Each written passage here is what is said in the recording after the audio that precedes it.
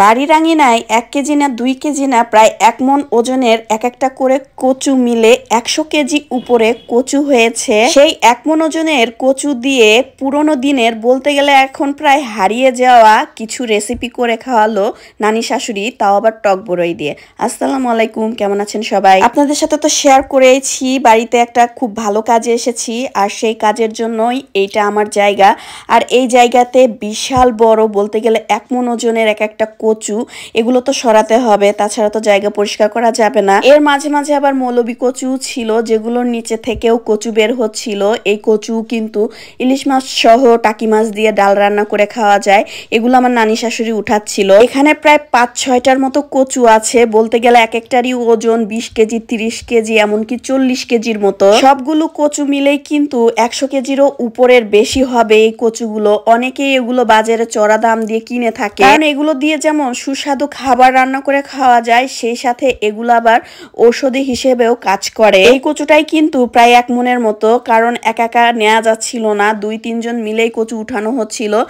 আর মৌলবি কচুর যে ছোট ছোট কচুগুলো, এগুলো আমার নানি শাশুড়ি উঠিয়েছে।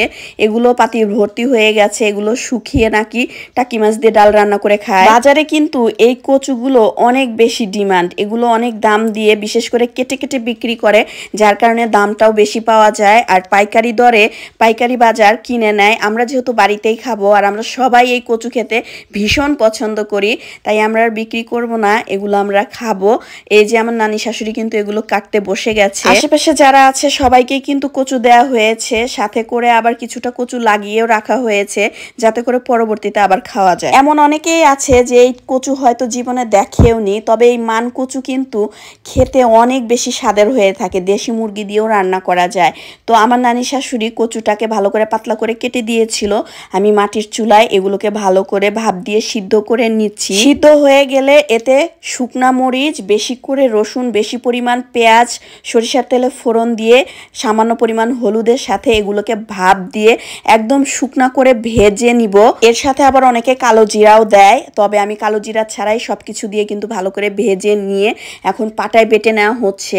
এই ভর্তা একবার যে খেয়েছে গরম ভাতে, সে কোনোদিনও আর এর স্বাদ ভুলবে না। অনেকটা পরিমাণে ভর্তার জন্য ভাজি করে পরের দিন আবারও আমরা এইভাবে কেটে সিদ্ধ করে নিয়েছি।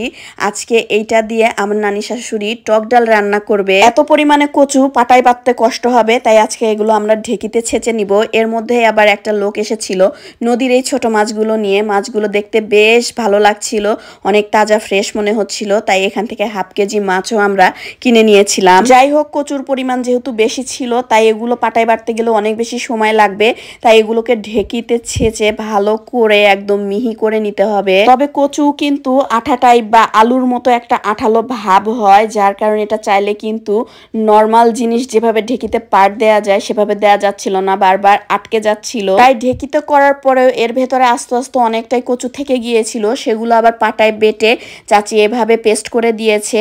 আর ভাজা যে কচু ছিল সেগুলোকে আবারও ভালো করে বেটে নিচ্ছে ভর্তা খাওয়ার জন্য। সাথে টক বড়ই দিয়ে কচু দিয়ে টক ডাল রান্না করবে। কড়াইয়ে সরিষার তেলের মধ্যে শুকনা মরিচগুলো খুব ভালো করে ভেজে নিল। এরপরে চুলায় একটা হাঁড়ি দিয়ে পরিমাণ মতো পানি দিয়ে কুসুম গরম করে নিয়ে আগে থেকে বেটে রাখা কচুগুলোকে ভালোভাবে দিয়ে ডালের মতো করে নরম করে নিবে। সাথে পরিমাণ মতো লবণ আর হলুদ দিবে। এইভাবে কচুর ডাল মানে মান কচুর ডাল আমি কখনোই খাইনি, এই ফার্স্ট টাইম নানি শাশুড়ি আমাকে রান্না করে খাওয়াচ্ছে, তাও আবার টক বড়ই দিয়ে। আর আমার শাশুড়ি নানি শাশুড়ি দুজনেই বললো এই কচু খাওয়া শরীরের জন্য অনেক ভালো, এই কচু নাকি শরীরের ব্যথা কমাতে অনেক বেশি সাহায্য করে। ডালটা প্রায় হয়ে এসেছে, তাই ধুয়ে কিন্তু বড়ইগুলো দিয়ে দিল যাতে করে ডালের মধ্যে একটা টক ফ্লেভার হয়। ডালটা ঘন হয়ে আসলে এখন নামিয়ে নিয়ে এতে বাগার দিবে। এর কারণে কড়াইয়ে তেল দিয়ে আবার বেশি পরিমাণে থেতো করা রসুন দিয়ে দিল।